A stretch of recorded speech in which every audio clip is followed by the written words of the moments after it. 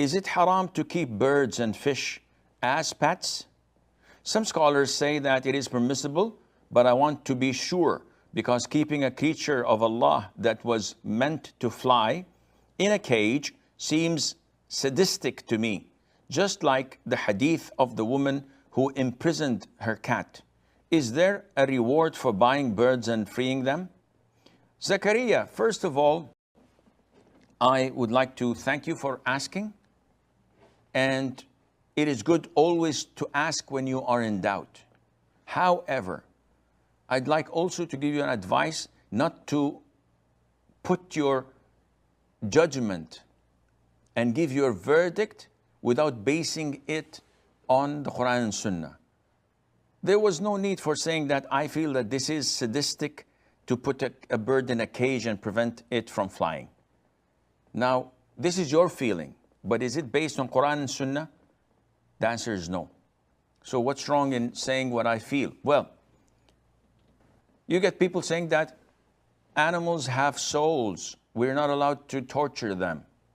But plants also, according to scientific research,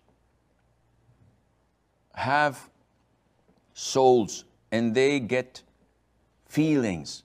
And they showed how a plant can feel. And therefore, walking on grass is not permissible. I got a question, by the way, a couple of days ago of someone saying, those who play soccer or football, as we call it, on grass, are they sinful because they are running on grass and they're hurting the feelings of grass? What is this? So people put their speculations as convictions and they act upon them. And this is totally out of the question. You did the right thing by asking, but I wish that you did not put forward your view in saying that it is sadistic. No, it is not. If it were sadistic, then people, vegetarians, vegans, would come and say, slaughtering animals is sadistic. How do you feed on another creature?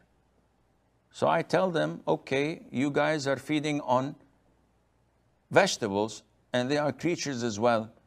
How do you eat vegetables that Allah created to live and to be in the open air? How do you deprive animals from their own food by eating it? All of this is nonsense. So coming back to the question, is it sadistic? The answer is no. The woman you mentioned in the hadith was admitted to hell because, not because she kept a cat in her house, because she did not feed the cat and she prevented the cat from going out. She locked it in to prevent it from going out and eating from the insects and from whatever is she can find outdoors. This is why she was admitted to hell.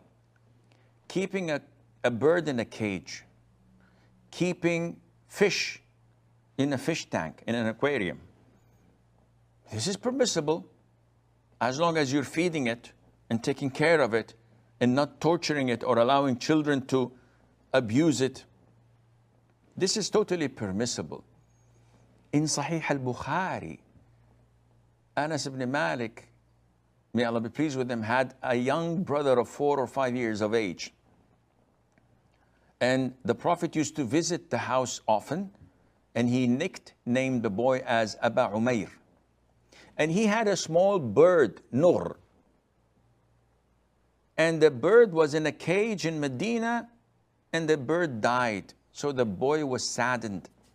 So the Prophet came, and he gave his condolences to the child by joking with him and nicknaming him and saying, Aba Umair, ماذا فعل النغير?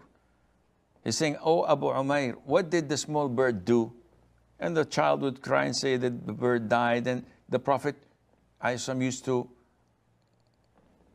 counsel him with that. So this is totally permissible to have a bird in your house, to have an aquarium in your house. Look at the beautiful fish swimming, putting food for them. It's something that calls you to praise Allah Azza wa Jal.